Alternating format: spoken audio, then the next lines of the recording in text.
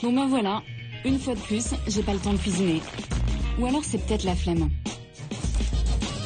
Allez hop, une tranche de jambon, un bout de pain. En 30 secondes chrono, voici le hamburger des Français. Chaque jour, on mange plus de 2 millions de jambon beurre. Le jambon, vous savez ce truc rose que notre maman coupait en lamelles pendant qu'on fabriquait des moulins à eau. À côté des choses simples. Ce produit du terroir qu'ils mettent des jours à cuisiner. Même les plus grandes stars en raffolent. Sa cuisson au degré près pour être très précis. Je l'aime. Découvrez le premium. Et puis la charcuterie, c'est fun. On peut se faire plein d'amis.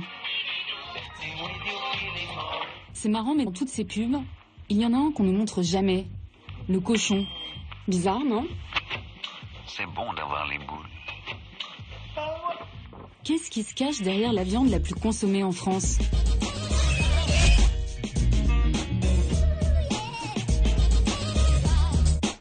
Vous aimez le jambon? Vous savez comment c'est fait? Vous êtes sûr?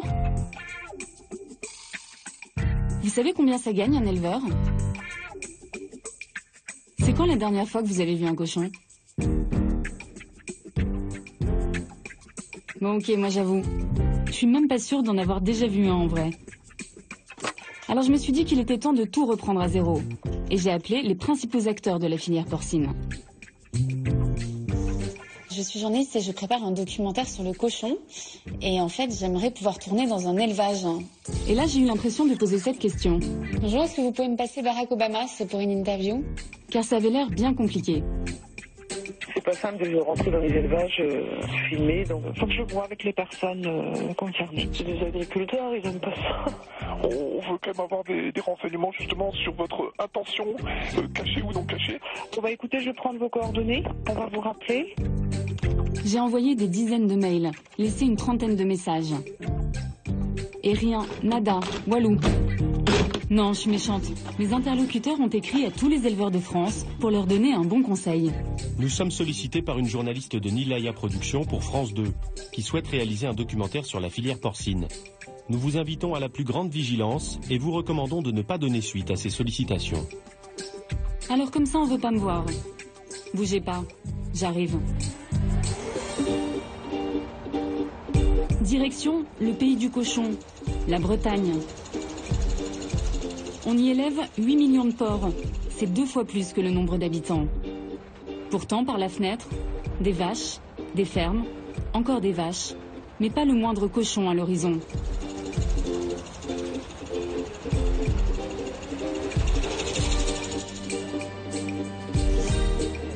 J'ai peut-être une chance d'en voir un à Rennes, dans les allées du Space. C'est le grand salon annuel des professionnels de l'élevage. Excusez-moi, monsieur, vous savez où je peux trouver les cochons? Je sais pas. Excusez-moi, je cherche les cochons. Ah, les cochons, c'est pas ici, hein. Ah, les cochons, je sais pas. Les cochons, les porcs, ça doit être... je sais qu'il y a des moutons par là, mais... Bon, d'accord. Non, il n'y a pas de cochon ici. Et pourquoi? Parce que... pas de cochon. Il y a peut-être Yves, un gros cochon, mais... tout c'est mauvaise langue, quoi. Donc vous êtes là. D'accord. Et c'est là. Ah, il n'y a pas de cochon. Ah, pourquoi il n'y a pas de cochon? Parce que, sanitairement, il n'y a jamais de cochon sur place. Et pourquoi c'est compliqué, en fait? Parce que ça véhicule plus de maladies que des vaches. D'accord, mais au salon de l'agriculture, il y en a des cochons? Oui. Et alors pourquoi il n'y en a pas ici? C'est un petit peu différent. Quand ils sortent de la salon de l'agriculture, ils sont tous euthanasiés. Ah bon? Oui. Parce que, vu sanitairement. Ah, parce que c'est... parce qu'en gros, ils ont eu trop de microbes ou tout ça? Voilà, les microbes dans la porcherie, c'est infect, donc ils n'ont pas le droit de re-rentrer. Donc les petits cochons qu'on voit au salon de l'agriculture, après, hop, c'est oui. fini. Ou ils sont vendus pour des particuliers ou c'est quick. Tiens, les cochons sont trop fragiles pour venir au salon. Ça n'a pas l'air simple d'élever des porcs. Bon, pas de cochon, mais a priori, je suis au bon endroit pour en apprendre plus sur ma tranche de jambon. Coopérative, éleveurs, tout le gratin de la filière porcine est là. Mais ne vous fiez pas au sourire, au petit four et au champagne. La filière traverse une grave crise. La production est en baisse, La concurrence européenne redouble, des centaines d'emplois sont menacés. Pour ne rien arranger, le secteur a mauvaise presse. On l'accuse de polluer, de manquer de transparence. Alors la priorité en ce moment n'est pas vraiment de parler aux journalistes. Ce que je fais, c'est que je vais prendre vos coordonnées. Mais alors ça fait un petit bout de temps quand même que je demande. Je suis finalement tombée sur une personne chargée d'informer les Français sur tout ce qui concerne le port. Ce qui est drôle, c'est que ce monsieur est aussi l'un de ceux qui a conseillé aux éleveurs de ne pas me parler. Et en fait, il y a eu un mail qui a circulé pour me dire qu'il ne fallait pas me parler. Je vais vous dire simplement pourquoi, il n'y a pas de problème, je vais devant la caméra. C'est qu'aujourd'hui, avec les journalistes, aujourd'hui, ce qui se passe, c'est qu'entre nous, ce qu'on veut bien vous dire et ce que vous retransmettez, c'est complètement différent. Là. Comme quoi, par exemple? Tout à fait, il y a des émissions. Je sais pas, on voit souvent, c'est pas spécialement faux. Si c'est dit, c'est pas spécialement faux. Mais il y a des choses, c'est très orienté. Si vous voulez, moi je veux bien un dialogue. À un moment donné, je veux voir à quoi ressemble un élevage. Si je vois pas, moi je peux pas, vous voyez, je peux pas juger. Mais je pense que la méthode de se parler comme ça est mieux que d'envoyer un mail à tout le monde en disant ne nous parlons pas. Et ne parlez surtout pas à cette journaliste. Donc, est-ce que je peux avoir votre engagement comme quoi on pourra aller ensemble visiter un élevage? L'engagement là, tout de suite comme ça, parce que je ne suis pas non plus le seul à prendre, mais je m'engage à essayer de trouver un élevage conventionnel. Je vous donne ma carte, vous me rappelez, je ne vous dis pas 100% sûr, mais je fais tout pour trouver. Vous n'allez pas renvoyer un autre mail? Non, c'est bon. Ok, merci. Bon, à votre avis, ça a donné quoi? Gagné. Toujours rien. Alors pour trouver des cochons, demi-tour. J'ai quitté la Bretagne pour les Ardennes, à 600 km de là.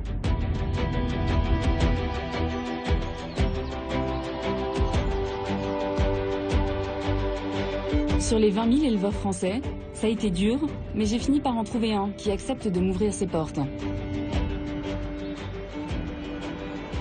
Dans cette grande ferme, Damien élève des porcs depuis 14 ans. Bonjour.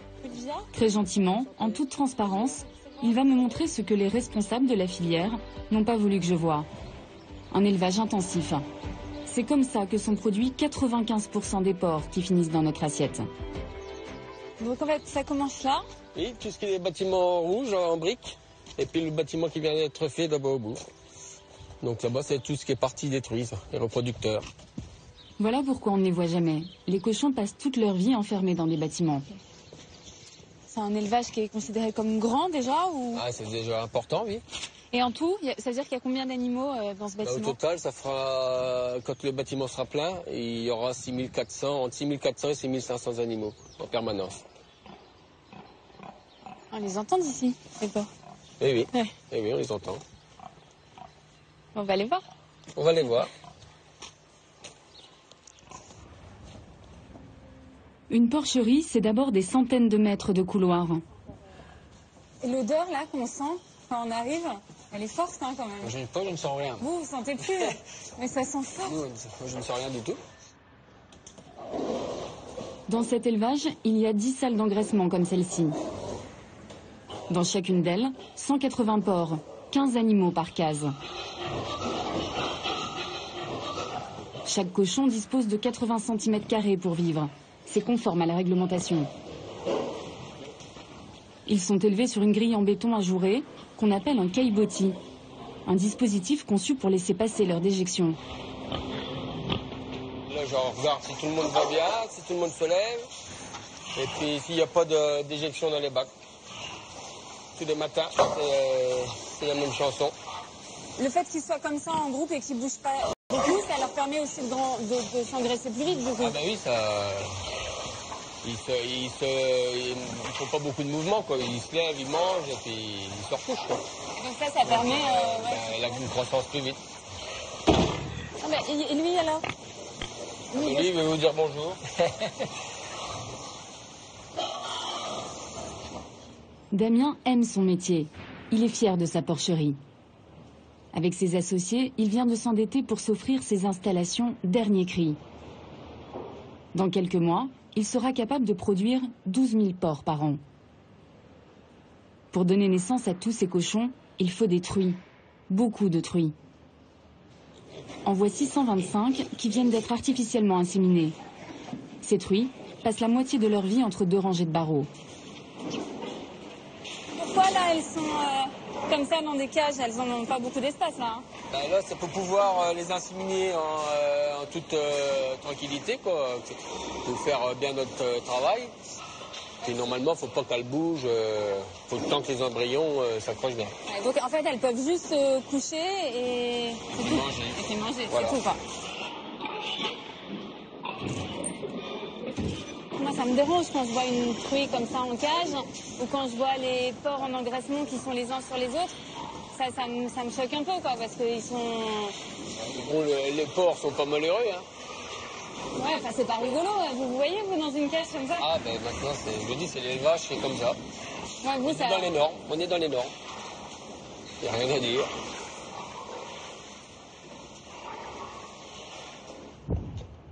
Damien respecte la norme et applique un modèle de production pensé jusque dans ses moindres détails. Pour produire notre tranche de jambon au meilleur prix, tout a été rationalisé. Chaque année, une truie a 2 ou 3 portées. 35 porcelets au total.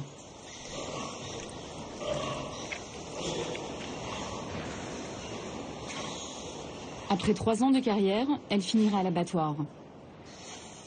Mais si elle ne donne pas satisfaction, elle risque d'y aller beaucoup plus tôt. Comme la truie numéro 163, qui n'est pas en grande forme.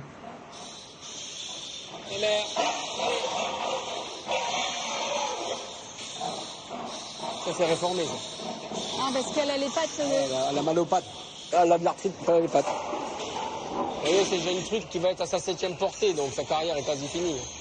Ouais, en fait, il faut qu'elle soit performante, sinon vous les gardez pas. Ah, ben ça, je peux pas garder ça. Je peux pas avoir une truc comme ça dans l'élevage. Je peux pas être tous les jours auprès d'elle, passer 2 heures auprès d'elle, lui donner à manger dans la seau, la gratter derrière les oreilles. Ah non. Comme ça. Sa carrière est faite. C'est dur quand même, je trouve, hein, comme système. C'est comme ça, faut pas faire un sentiment. Non, mais c'est comme ça que ça marche, sinon, vous ne sortez pas. Cette semaine, les truies ont donné naissance à 600 porcelets. Mais dans les premiers jours, tous ne survivent pas. Pour en garder le plus possible, il faut aider les plus faibles et surtout adapter les animaux au système de production. L'éleveur commence par les désinfecter.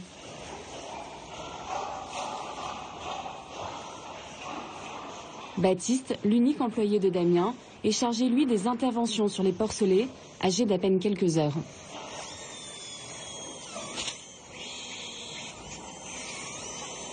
Qu'est-ce que vous lui faites, là? Alors, je dois lui meuler les dents, parce qu'à la naissance, les porcelets ont des dents, contrairement aux bébés. Et avec leurs dents, ils vont mordre les tétines, jusqu'à des nécroses, ce qui est très désagréable pour la maman. Et ils se battent aussi pour la mamelle, donc je suis obligé de les meuler pour éviter ça. C'est juste la pointe. Donc après ça, ce que je lui donne, c'est un produit pour éviter les diarrhées. Ça, c'est une injection intramusculaire de fer. Tous les porcelets à la naissance sont carencés en fer. Donc ça, c'est pour les aider aussi, c'est un supplément. Et puis je termine par couper la queue. Et pourquoi vous lui coupez la queue? Ça lui fait pas mal, ça? Alors, un peu, hein. Et pourquoi vous lui coupez la queue, alors? Alors, parce qu'arrivé en engraissement, on risque d'avoir des problèmes de cannibalisme. Donc, ils vont se manger la queue jusqu'au jambon. Pourquoi ils se mangent la queue? Ici, ils sont enfermés, ils sont 15-16 par case, comme vous avez dû le voir. Il n'y a pas grand-chose pour s'amuser. Donc, leur seul truc, c'est de mordre. Donc, il faut éviter ça. À tout de suite. Je peux en prendre un? Oui, allez-y.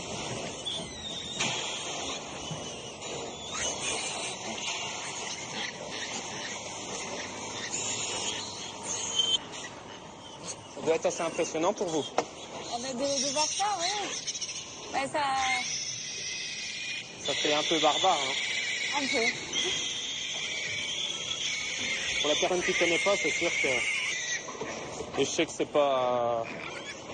Ils ont pas mal, hein. Là, dans une heure, tout le monde boit, tout le monde dort, tout le monde est bien. Hein. Ouais, c'est un peu violent de leur arriver dans le monde, quand même. C'est pas très tendre pour nous non plus, on prend une claque sur les fesses en naissant. Vu comme ça. Mais on vous coupe pas la queue, ça va, mais vous vous servez. Dans une semaine, les mâles seront castrés, sans anesthésie. On fait ça pour éviter de donner un mauvais goût à la viande. Voilà le genre de choses que l'industrie du porc n'aime pas montrer. C'est sûr qu'une vie de cochon, ça ne fait pas rêver le consommateur. Après 3 semaines dans sevrage express, une vie de cochon, ça va vite, très vite. Manger, dormir, grossir. Manger, dormir, grossir. Les cochons ont une espérance de vie de 25 ans, mais sont abattus à l'âge de 6 mois.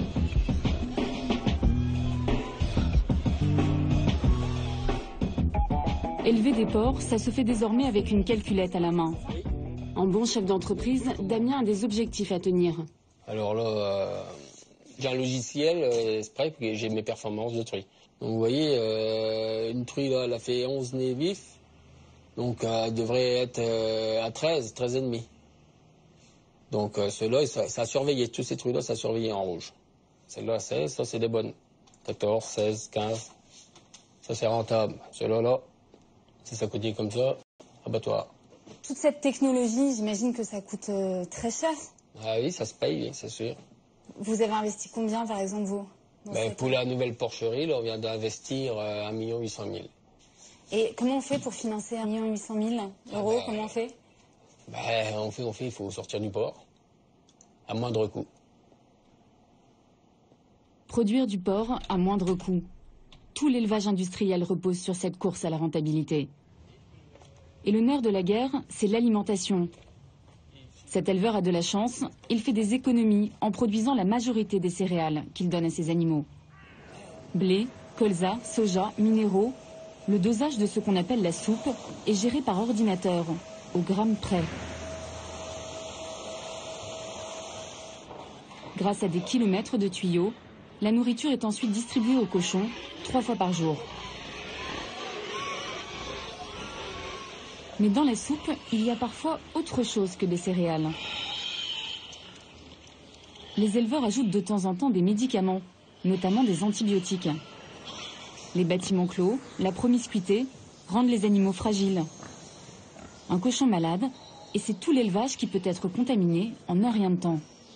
On peut se passer d'antibiotiques dans un élevage ou pas? Il faut... Les mises bas, on est obligé de piquer les après les mises bas, donc ça on peut pas y échapper. Ouais, donc on est obligé, vous êtes obligé d'utiliser des antibiotiques. Ça c'est sûr. Ça, la grippe, tout ça, on est obligé de piquer, enfin pas piquer, c'est du produit qu'on met dans le manger. Pour passer, il faut faire passer quoi, la grippe. Comme nous, quand on est malade, on va chez le médecin. Le médecin nous met sous antibiotiques. Le cochon c'est pareil. L'élevage aujourd'hui qui vous dit qu'il ne tombe pas aux antibiotiques, c'est que c'est un menteur. Oui, parce que c'est ce qu'on entend beaucoup. Il y a des gens qui disent que maintenant on a plus... Il y a toujours des antibiotiques dans l'élevage. Ça, c'est sûr. C'est un des grands tabous de l'industrie porcine. La filière s'est engagée à réduire considérablement la quantité d'antibiotiques dans les élevages. Apparemment, ce n'est pas si simple. Pour faire tourner cette machine si fragile, Damien travaille 12 heures par jour, quasiment 7 jours sur 7. Et c'est pas difficile d'être enfermé toute la journée? Surtout l'été. L'été, c'est plus dur. Parce qu'il fait beau dehors, vous regardez la fenêtre, mais bon, le boulot, c'est à l'intérieur. Qu'il pleut, qu'il vente, qu'il neige, le boulot est toujours le même.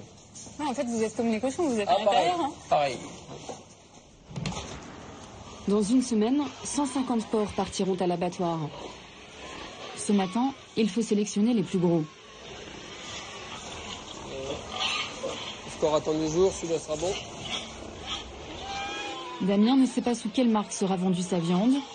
L'éleveur sait simplement qu'elle est destinée à la grande distribution. Vous allez gagner combien sur un porc? Alors, vu le cours du porc aujourd'hui, qu'il est là à 60, ça va toucher à peu près 155, 156 € du porc. Et vous, directement vous, en tant qu'éleveur, ça va être quoi votre bénéfice là-dessus? Quand vous allez avoir déduit toutes les charges, l'alimentation, l'investissement, il va rester 25 €, 20-25 € par porc, en vendant du cochon à 155 € le porc. Alors quand le porc il est à 120 €, vous voyez ce qui reste. Trimer toute l'année sans avoir la garantie de gagner correctement sa vie. C'est le dur quotidien des éleveurs. Comment en est-on arrivé là? Après tout, ça avait l'air sympa ces petits élevages à la ferme.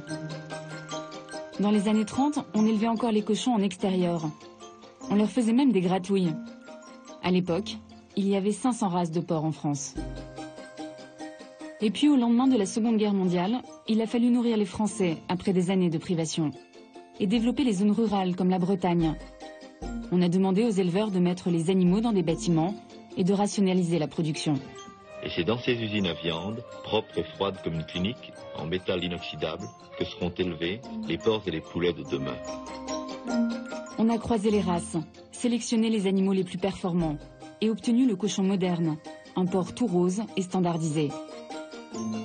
Les généticiens ont réussi à augmenter le nombre de tétines et la taille des portées. Les cochons ont grandi plus vite, avec 3 fois moins de gras.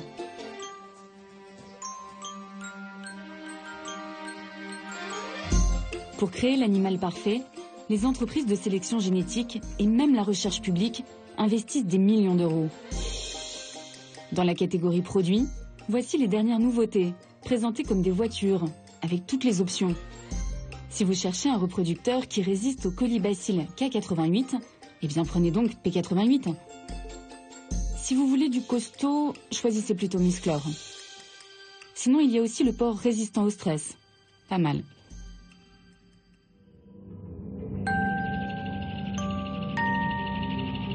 Un système hyper sophistiqué qui a tout prévu, mais dans lequel on n'a plus le droit à l'erreur. Julien y a cru dur comme fer. Cet élevage, c'était le rêve de sa vie.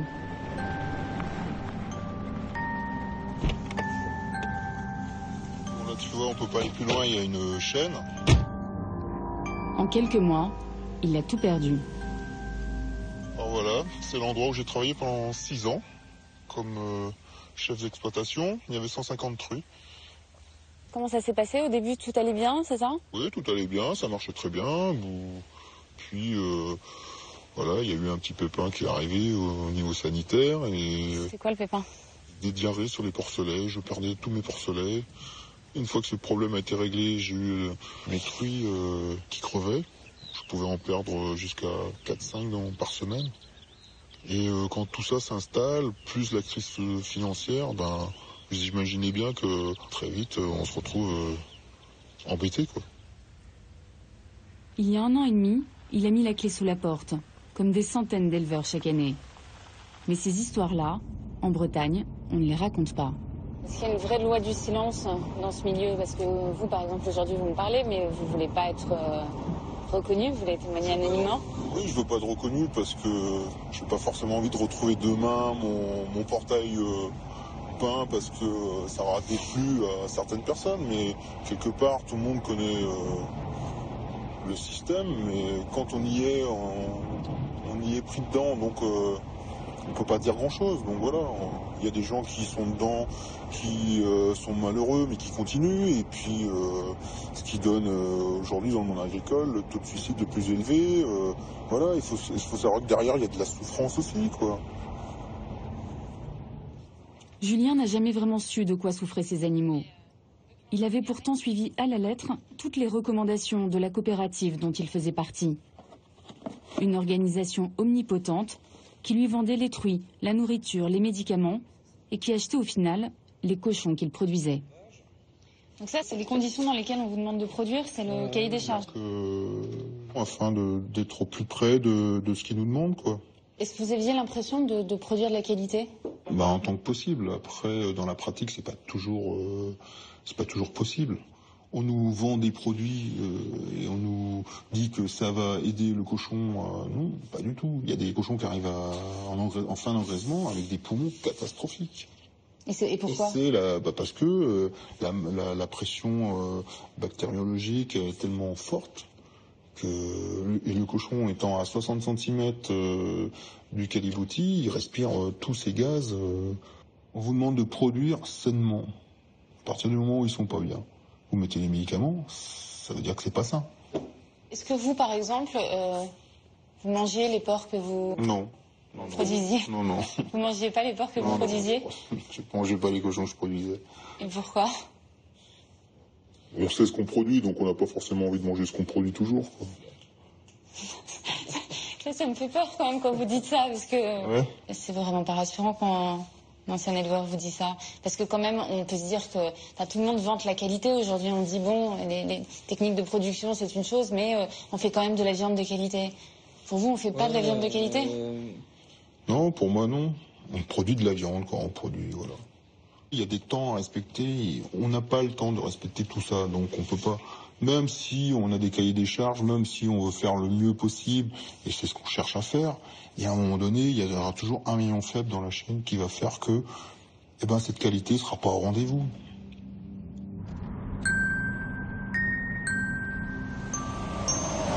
Produire de la viande, alimenter la filière.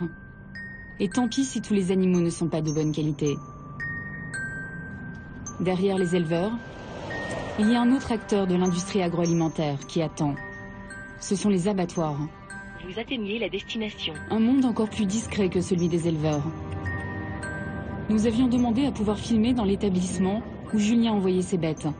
Sans succès.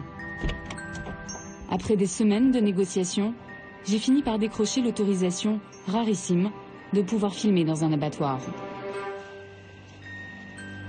Je suis sur le point de découvrir un univers qui me hante encore aujourd'hui. Bonjour, ça va? Là, ça a déjà commencé? Oui, c'est déjà commencé, hein, donc oui. L'abattoir donc a démarré à 5 heures. Cette entreprise a accepté notre caméra, à condition de ne pas citer son nom. On aura les tenues de travail pour entrer dans l'usine.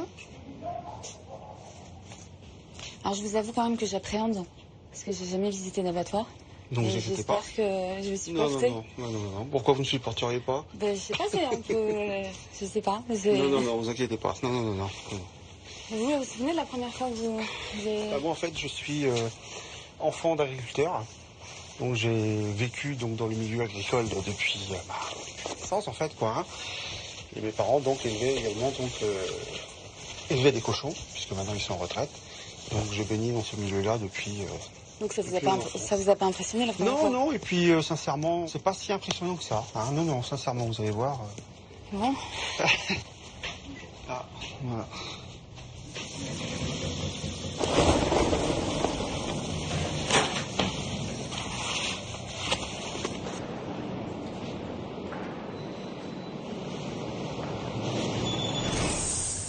Une fois entré dans ce que tout le monde appelle ici l'usine, tout n'est que bruit, vapeur et odeur.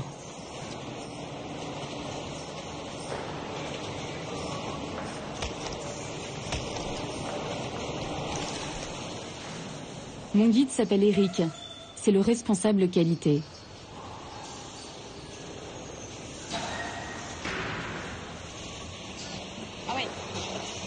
Avant d'entrer dans la chaîne de production, les cochons sont parqués dans ce hall immense.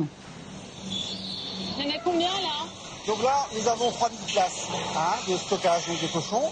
Il y en a beaucoup quand même, hein? Comment? Il y en a beaucoup, hein? Oui. Voilà, oui, c'est bien, ils sont calmes là. Là, ils n'ont pas l'air stressés. Ouais. Non, pas du tout. Non, pas du tout. Là, oui, c'est calme. Le bruit, on n'a pas trop de bruit. Voilà, on est dans une ambiance qui est tout à fait correcte. Ouais. Ceux-là sont arrivés il y a 2 heures. Ils terminent leur nuit. Comme tous les matins, 5000 cochons vont être abattus. Chaque année, on en tue 24 millions en France. Il y en a combien là qui arrivent? Bon, là, il doit y avoir 160, 200 porcs à peu près. Bonjour. Ça va bien? Oui. Bonjour. Oui. Donc, vous êtes le vétérinaire? Oui, je suis technicien vétérinaire. Technicien vétérinaire, d'accord. Et là, vous regardez ceux qui vont rentrer, c'est ça? En fait, on regarde tous les porcs un par un. Si on voit un porc anomalie, on le met de côté. Voilà. Un simple coup d'œil au cochon pour déceler les anomalies les plus visibles. Mais pas le temps de faire beaucoup plus. Les porcs sont trop nombreux. Depuis ce matin, une quinzaine d'animaux a été mis de côté. Alors il y a des porcs qui ont des hernies, des porcs qui ont des difficultés de déplacement, c'est des incidents d'élevage. C'est quoi un incident d'élevage? Un accident d'élevage, l'éleveur par exemple, à la naissance de l'animal, il fait différentes opérations sur le porcelet et il peut s'avérer qu'il y a eu un problème de désinfection d'un outil ou quelque chose comme ça et ça donne une hernie, c'est des hernies en fait. Les grosses boules là qu'on voit, c'est des hernies, ouais. Et qu'est-ce qu'il peut y avoir d'autre comme problème sur les porcs? Là, vous voyez celui-là, celui qui est un peu plus rouge là, il a des abcès un peu aux pattes arrière. Ils vont être regardés par mes collègues là-bas sur la chaîne de l'abattoir et ils vont être mis de côté et après on va enlever là-bas les parties qui sont pas bonnes. L'immense majorité des porcs passe le contrôle sans souci. Mais le personnel de l'abattoir est confronté à un autre problème, le stress. Ces animaux qui ont à peine 6 mois voient le monde extérieur pour la première fois. Certains ont voyagé dans des conditions difficiles. Plus intelligents qu'un chien, très sensibles, ils sont capables de sentir le danger.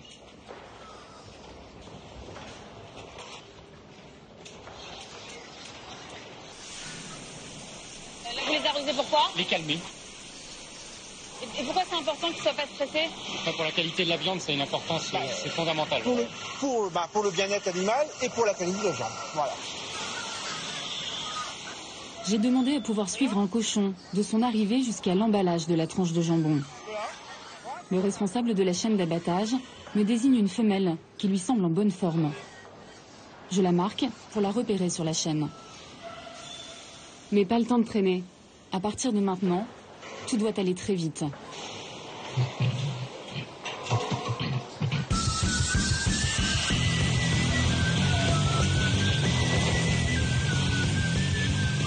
Grâce à un redoutable système de panneaux coulissants, les porcs sont dirigés vers ce qu'on appelle le piège.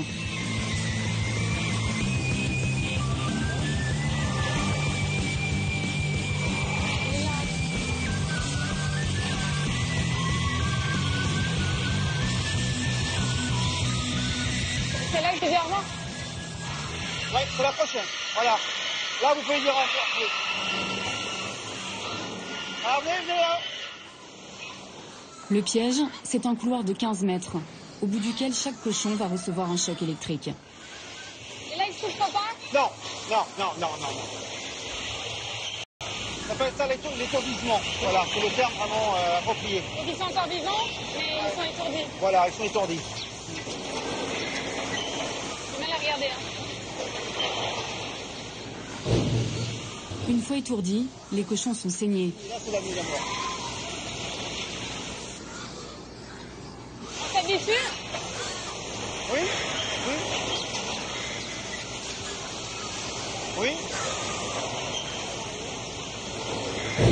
Voilà le cochon.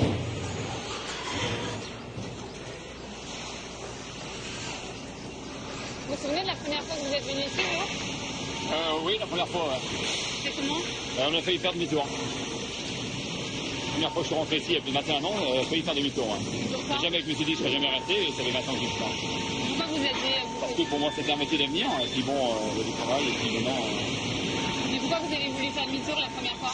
À cause de l'odeur, du sang, tuer un animal, c'était dur, et puis maintenant on s'habitue, parce que c'est comme ça, c'est partie de la vie, et puis... Vous êtes toujours là? C'est bien, parce qu'en général, ces images, aucun consommateur n'a envie de les voir. Mais ce système est si parfaitement organisé qu'il banalise la mort. Industrielle, mécanisée, elle finit presque par devenir supportable.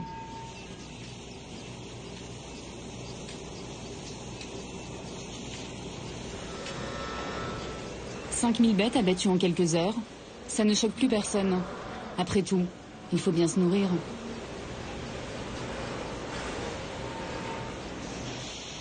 Le cochon que nous suivons a été tué il y a 5 minutes. Il entame maintenant un parcours de 24 heures. Il commence par être égoutté, trempé dans l'eau chaude, épilé, puis chauffé.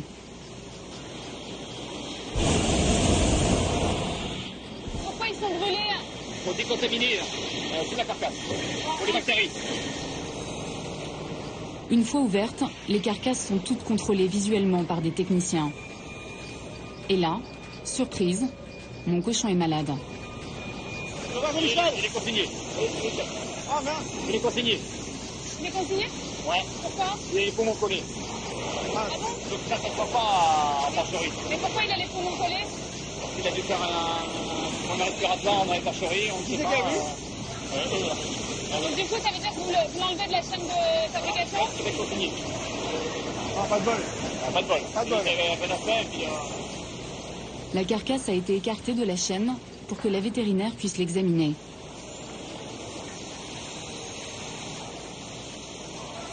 Il y avait une pleurésie chronique. Donc les parties qui ont été retirées sont des coques, donc la flèche, et il n'y a pas de risque sur l'ensemble de la carcasse. Donc seules les parties qui ont un risque ont été retirées. Donc le reste de la carcasse, elle part pour l'alimentation humaine. Cet incident est loin d'être un cas isolé. Chaque jour, près de 200 porcs sont partiellement ou totalement retirés de la chaîne. Mais les inspections restent visuelles. Il n'y a pas de prélèvement systématique sur chaque animal. Difficile d'être certain que rien n'échappe au contrôle. Notre cochon et tous ceux qui n'ont pas été écartés de la chaîne continuent eux leur chemin, de main en main. La moindre partie de l'animal va être découpée et exploitée. Les foies sont utilisés pour faire du pâté de foie, sont vendus comme ça en l'état. Les cœurs peuvent être également utilisés et les poumons sont d'alimentation animale. La tête finira en pâté, la poitrine en lardon. Et la peau sera utilisée pour faire de la gélatine. Même la moelle épinière est récupérée, tout comme la graisse. C'est donc bien vrai, tout est bon dans le cochon. Ces oreilles là? Voilà. Et qu'est-ce que vous en faites de ces oreilles? Elles sont refroidies, ensuite elles sont mises en carton pour être congelées. Et après c'est expédié sur la Chine. Les oreilles et les pieds pour la Chine. Nous, on garde la cuisse, le jambon, notre partie préférée du cochon. On n'en a même pas assez pour satisfaire la demande française, alors on est obligé d'en importer. Cette formidable machine à produire moins cher a aussi fabriqué des consommateurs toujours plus voraces.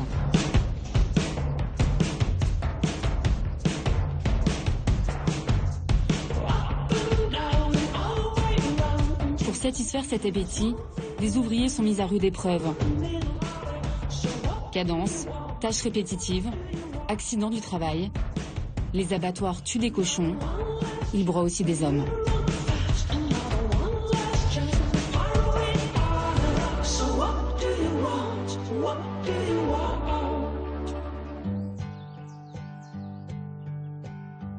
Les ouvriers d'abattoir, on ne les entend jamais.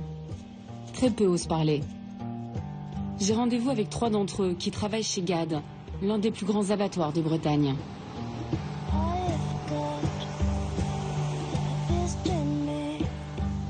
L'entreprise va très mal. Le site menace de fermer. Ils n'ont plus rien à perdre. C'est peut-être pour ça qu'ils ont accepté de me rencontrer.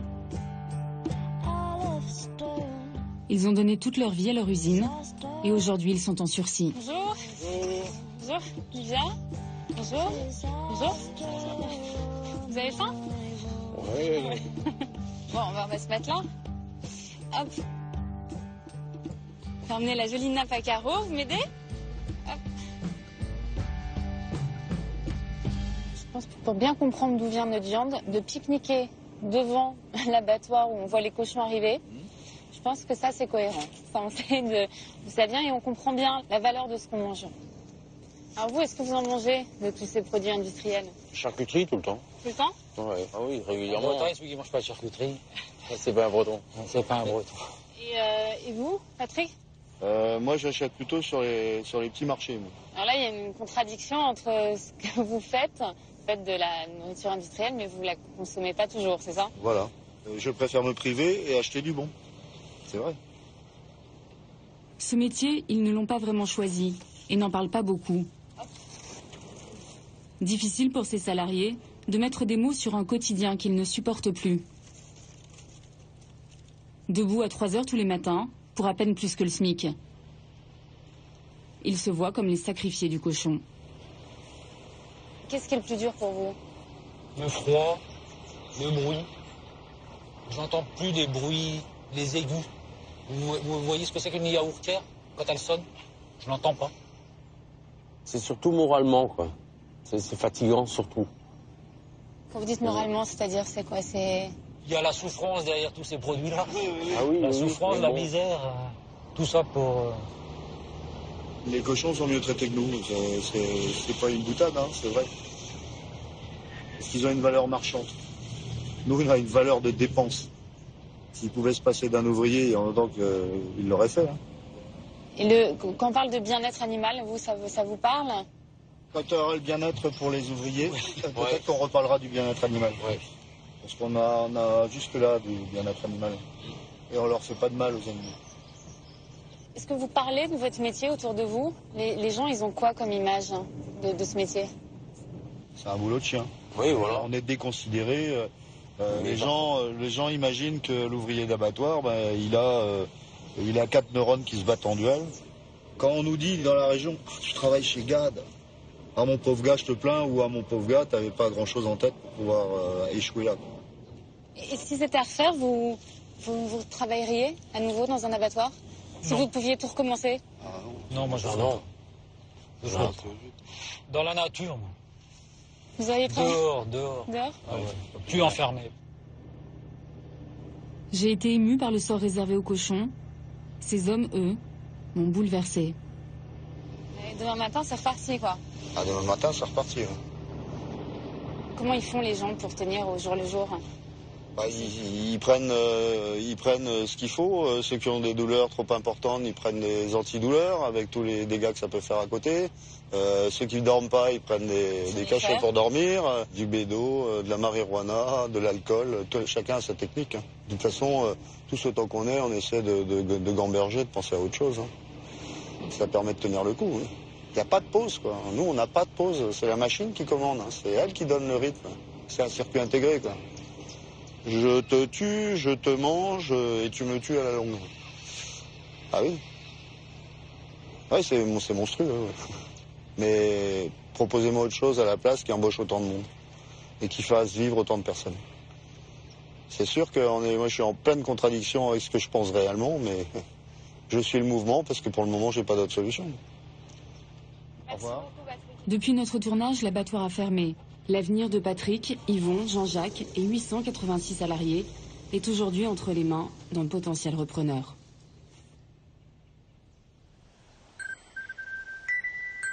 Si la Bretagne est en crise, c'est entre autres parce qu'ailleurs en Europe, on élève et on tue des cochons pour moins cher. Mais au lieu de remettre en question un système qui ne tient plus ses promesses, on continue la course à la compétitivité. Plutôt que de freiner, on accélère. On veut augmenter les cadences, la production de cochons et même agrandir les porcheries. C'est la volonté de Marc Le Fur, député des Côtes-d'Armor. Est-ce qu'on peut parler un peu du porc ou pas? Un fervent défenseur de l'élevage intensif. Est-ce que ça veut dire qu'on va aller vers des élevages plus grands, vers une plus grande concentration pour pouvoir rivaliser avec des exploitations qui sont plutôt géantes en ailleurs? Il faut des bâtiments modernes. Pour garder nos usines, il faut au moins maintenir, stabiliser, voire augmenter la production. Nous, on veut garder nos emplois. Je suis breton. Si on me propose de construire chez moi des moteurs d'avion, je prends l'usine. Mais personne ne me propose de construire des moteurs d'avion. Donc je préfère garder et maintenir l'emploi tel qu'il est avec l'agroalimentaire. Même si je le sais, les conditions de travail sont dures. Même si je sais, les salaires sont modestes. Au moins, le papa et la maman, ils travaillent. Ils élèvent correctement leurs enfants. C'est ça que nous devons défendre. Et puis, ce qu'il y a aussi, c'est une demande mondiale. Et la France doit avoir sa place pour répondre à cette demande mondiale. Je pense en particulier à la demande russe ou à la demande asiatique. Donc, pour maintenir l'emploi, il va falloir aussi continuer à consommer toujours du cochon, en fait, et toujours beaucoup de cochons. C'est un excellent produit, le cochon. Surtout le cochon breton. C'est un excellent produit, très bon pour la santé et très gustatif. Je le conseille à chacun. C'est simple, en fait. Si on ne veut pas jeter sur la paille des familles entières d'ouvriers et d'éleveurs, on n'a pas le choix. Il faut manger du saucisson, du jambon, sans se poser de questions. Après tout, pourquoi pas? C'est bon le jambon. C'est sain et diététique. Enfin, jusqu'à preuve du contraire.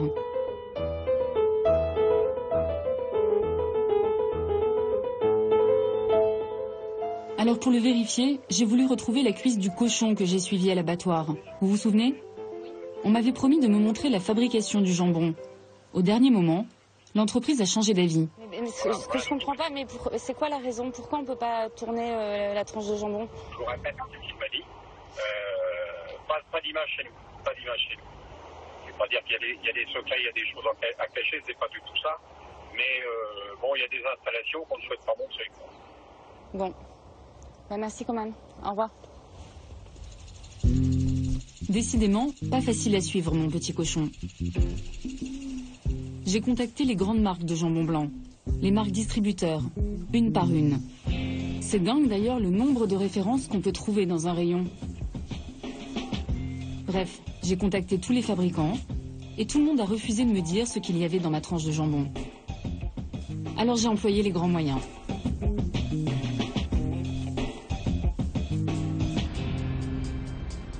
Je suis partie à Nantes, dans l'un des plus grands laboratoires d'analyse génétique de France. Ici, des scientifiques travaillent pour la justice, sur de grandes affaires criminelles, comme les disparus de Mourmelon ou l'affaire Dupont de Ligonnès. J'ai joué aux experts, version charcuterie. Je leur ai demandé d'analyser l'ADN de 4 tranches de jambon, de différentes marques.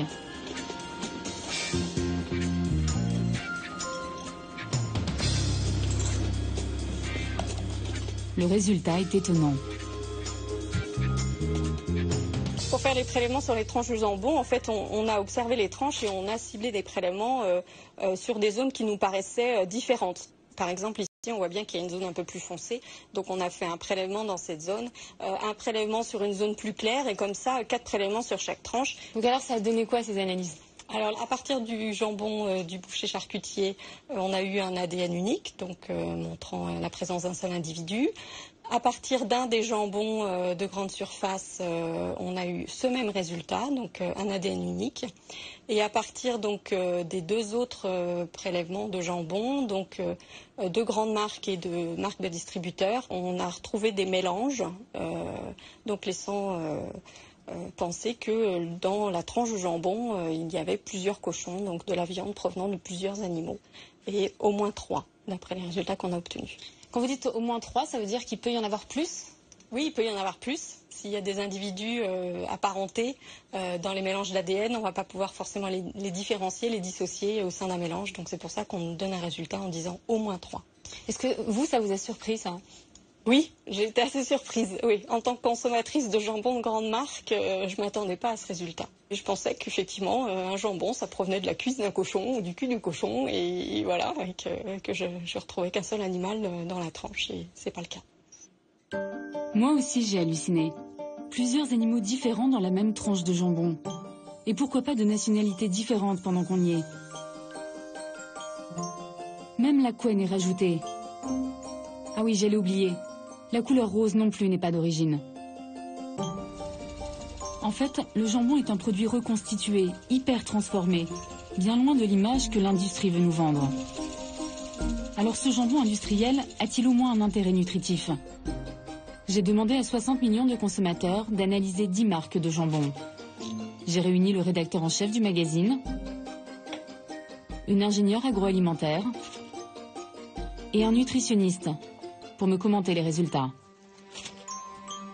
Vous avez analysé une grande partie des jambons qu'on a sur la table. Là, je pense qu'on a à peu près vraiment tout ce qu'on peut trouver dans un supermarché, chez un charcutier. Alors, est-ce que ce jambon est bon? Sur ces jambons, on a analysé justement la teneur en protéines, la teneur en collagène, en matière grasse et la teneur en nitrites et nitrates qu'on peut trouver dans ces jambons.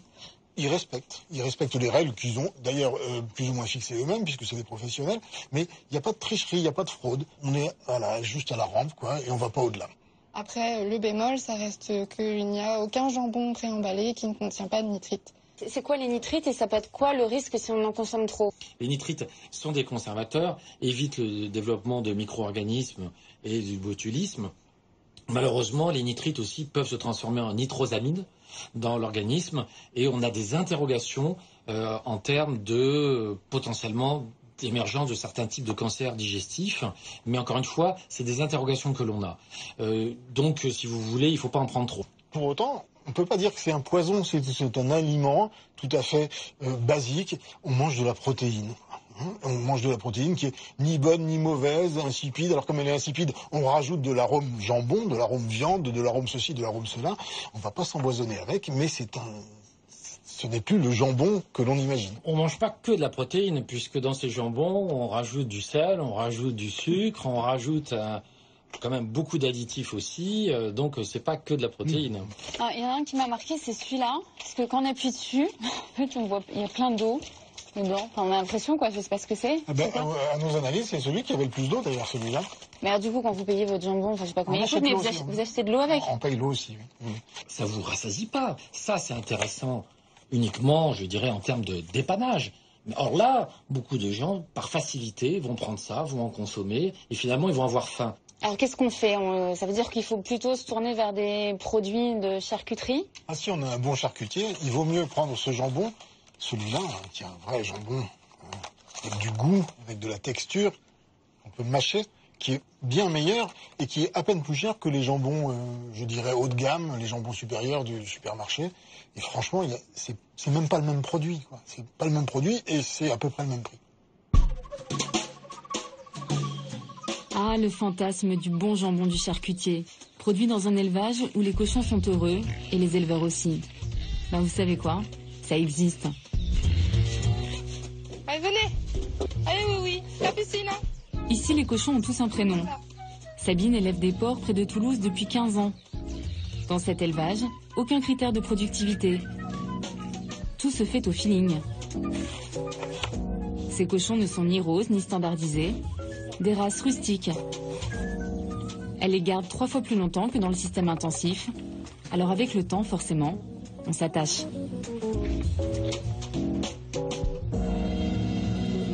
C'est quoi? Qu'est-ce qu'on tisse comme lien avec un cochon? C'est très affectif parce que on peut avoir un relationnel qui est un peu le même qu'avec un chien. Très vite, on rentre dans le même genre de relation parce que le cochon, il est très joueur, très sensible. Le cochon aime la boue, aime fouiner. Et paradoxalement, c'est à cet animal-là qu'on a imposé le plus de conditions de claustration. Bon, je pense que tant que je peux leur garantir une vie à peu près heureuse et qui souffre pas, ils me le rendent quand... bon, voilà, ils me le rendent parce que c'est comme ça que je fais mon revenu, que je nourris ma famille, que j'espère un jour pouvoir peut-être embaucher quelqu'un pour pas être toute seule. Sabine vend ses côtelettes et sa charcuterie sur les marchés. Certains de ses cochons finissent dans les boucheries du coin. Son prix de vente est un peu plus cher que dans l'élevage intensif, mais pas de quoi rouler sur l'or. Bon, c'est sûr que moi, avec mes 12 truies, je brille pas, je suis pas riche et je m'en sors à peine. Mais il y a beaucoup d'éleveurs aussi qui ont peut-être 500 truies, mais qui brillent pas non plus, qui sont en cessation d'activité, qui ont des problèmes aussi. Donc je dis pas, je m'en sors peut-être pas beaucoup mieux, mais au moins je fais du mieux que je peux pour que les animaux soient bien, quoi. Et puis je fais un métier que j'aime. C'est sûr, ça fait rêver. Mais pour nourrir une planète de plus en plus carnivore, il va en falloir beaucoup des Sabines. Certains y croient pourtant. René Loy a possédé un élevage intensif pendant 20 ans, avant de partir en guerre contre le système. Il est devenu l'un des porte-parole des petits paysans. Pour lui, l'élevage alternatif pourrait être une solution, à condition qu'on s'en donne les moyens. Est-ce qu'on pourrait demain faire du plein air ou du bio pour tout le monde? Est-ce que ce serait réaliste? On peut avoir des élevages avec des techniques de production alternatives géniales. Moi, je crois à une agriculture où les gens sont heureux de faire leur métier. Ils sont heureux parce qu'ils n'ont pas envie d'être claustrés comme le sont les cochons. Ça, c'est possible. Il faut qu'on travaille avec les chercheurs, qu'on travaille avec les consommateurs, mais qu'on arrête de soutenir autant l'agriculture industrielle. On fait comme s'il y avait que l'agriculture industrielle. Mais c'est pas vrai. On peut faire autre chose de vivant et on peut en plus installer des jeunes alors que dans le système industriel, on ne peut plus l'installer. Les outils coûtent tellement cher que les jeunes qui voudraient travailler, qui voudraient venir à la terre, ne peuvent plus acheter ces outils parce que c'est des mastodontes épouvantables. Mais aujourd'hui, quand même, ce système a fait des efforts. Ils tentent de diminuer quand même la consommation de médicaments. Ils se sont mis aux normes pour respecter et améliorer un peu le bien-être animal. Est-ce que vous pensez que ce système ne peut pas à un moment donné devenir vertueux? Peut-être. Je n'ai pas dit qu'il n'y avait pas d'effort de fait. C'est pas ça. Et surtout, surtout pas culpabiliser les agriculteurs.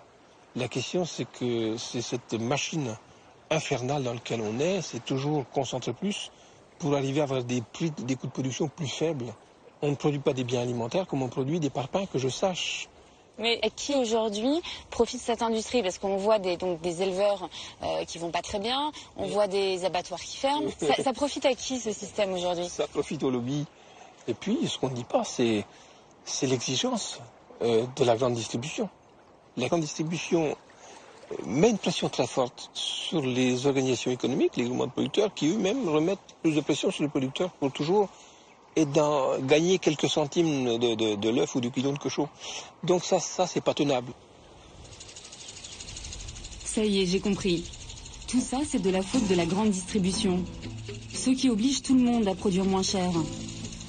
J'aurais bien aimé rencontrer les leaders du marché pour leur parler de leurs marges. Mais bizarrement, ils ont refusé. Seul le numéro 4 du secteur a accepté une interview. Pour le porte-parole de cette enseigne, le coupable est ailleurs. Si on en est arrivé là, c'est de la faute de... Devinez qui?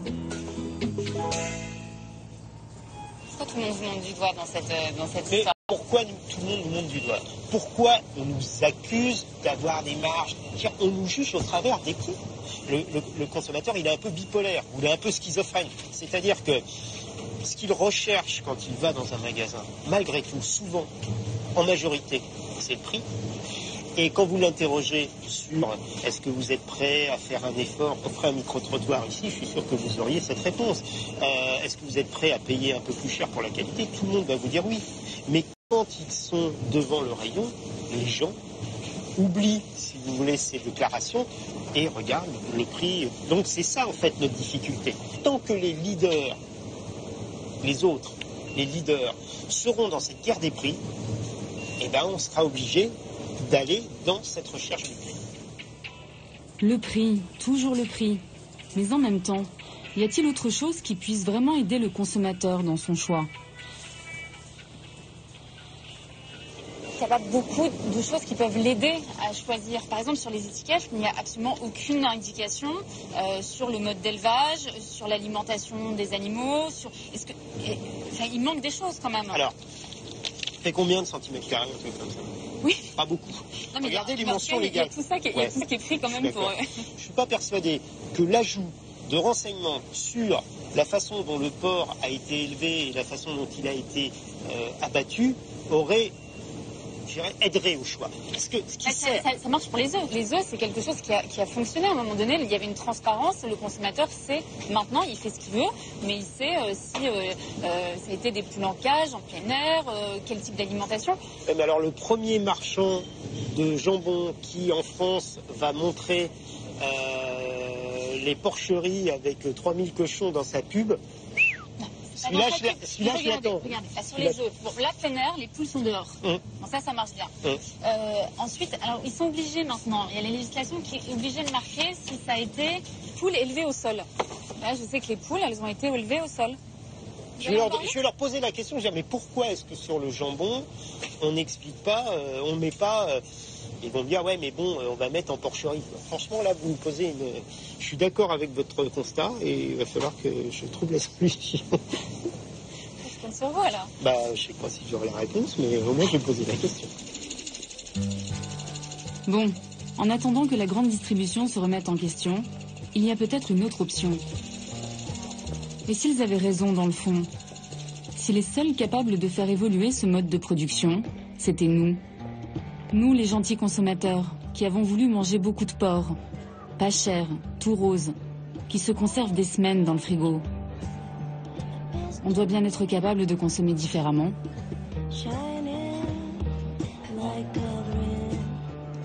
J'ai rendez-vous avec un homme qui en est persuadé.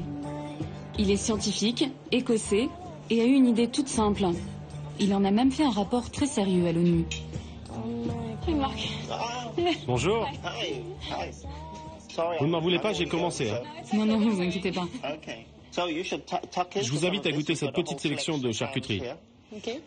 Et vous, les Anglais, vous mangez beaucoup de cochons? Ah oui. On aime surtout le bacon. Vous connaissez les œufs au bacon. Ah, voilà une spécialité que j'ai commandée pour vous. Voilà, c'est votre plat commandé qui est préparé avec les pieds de cochon, pané grillé. Vous avez l'oreille de cochon. Le museau, c'est ici. D'accord, merci. Passez bonne dégustation. Merci, monsieur. Alors, je crois que je vais vous laisser le museau et je vais vous laisser l'oreille. Je suis pas sûre. Je serais ravi de prendre l'oreille et le nez, mais seulement si vous prenez la queue et le pied. Là, on voit bien les deux narines. Mais là, on réalise. Là, on réalise vraiment d'où ça vient. Oui, il faut prendre conscience de la valeur de ce qu'on mange, et surtout des quantités. On consomme clairement trop de viande. En Europe, on mange 2 fois plus de porc que dans les années 70. Dans certains pays d'Europe du Sud, c'est 4 fois plus. On est passé d'une époque où on manquait cruellement de viande à la période actuelle où on en consomme bien au-delà de nos besoins. Et c'est quoi la conséquence de cette surconsommation? Il y en a plusieurs. La première, c'est qu'une grande partie des céréales que nous produisons ne sert plus à nourrir les gens, mais à nourrir le bétail. On parle de sécurité alimentaire dans le monde, mais on n'a même plus assez de céréales pour nourrir la planète. L'autre problème, c'est que pour produire 1 kilo de viande de porc, on utilise 5000 litres d'eau. C'est beaucoup de ressources. Pour 1 kilo? Oui, et il y a énormément de gaspillage dans tout le système. En gros, pour mettre un morceau de porc dans notre assiette, nous avons besoin de 10 fois plus de ressources que pour un morceau de pain. À chaque fois que nous mangeons du porc, nous devons aussi avoir en tête que ça participe au réchauffement climatique, que ça pollue l'air, que ça affecte la biodiversité. Tout ça, ce sont des coûts auxquels on ne pense pas quand on mange de la viande. Si on incluait tous les coûts externes que coûte cette tranche de jambon, ce serait quoi son prix? Un prix beaucoup plus élevé. On a fait une étude en Europe. Si on inclut dans le prix le coût de toutes les formes de pollution liées à la production, ça nous donne 1 kilo de porc à 150 €. Le coût environnemental est 10 fois plus cher que la viande elle-même. Et donc, pour répondre à ce problème, vous préconisez une solution? Je me suis dit que nous avions besoin d'un nouveau mot. Il y a les végétariens, il y a ceux qui ont une alimentation dite normale, mais entre les deux, il n'y a rien. Alors j'ai inventé le mot demi-tarien pour désigner ceux qui mangent 2 fois moins de viande. Et tout le monde peut le faire. Quand vous regardez votre assiette, posez-vous une question. Est-ce que je peux manger la moitié de ça et apprécier quand même mon repas? Vous n'avez pas fini votre nez?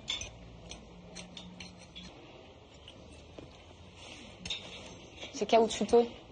Ça craque un peu. Commencez-vous. J'aime ça, mais il ne faut pas en manger trop. Devenir demi-tarien. Consommer moins, mais mieux. Moi, j'y crois. Même si ça ne va pas être facile de se passer du cochon. Car voyez-vous, le porc, il y en a partout. Dans mon dentifrice, mon savon, mon shampoing, dans la plupart des cosmétiques, partout dans ma salle de bain. Dans mon frigo. Il sert même à fabriquer le jus de pomme. Les bonbons, le pain, les chewing-gums, les yaourts allégés, les aliments pour chiens, les gélules de médicaments. On peut le trouver dans des endroits insolites, comme le matériel électronique, la peinture, la colle, les pinceaux, dans certaines cigarettes ou encore dans les allumettes, le papier glacé, les billets de banque, les chaussures, les vestes en cuir. Le porc nous rend bien des services. Mais maintenant, je sais que quelque part, derrière tous ces produits, il y a des vies de cochons, pas toujours roses.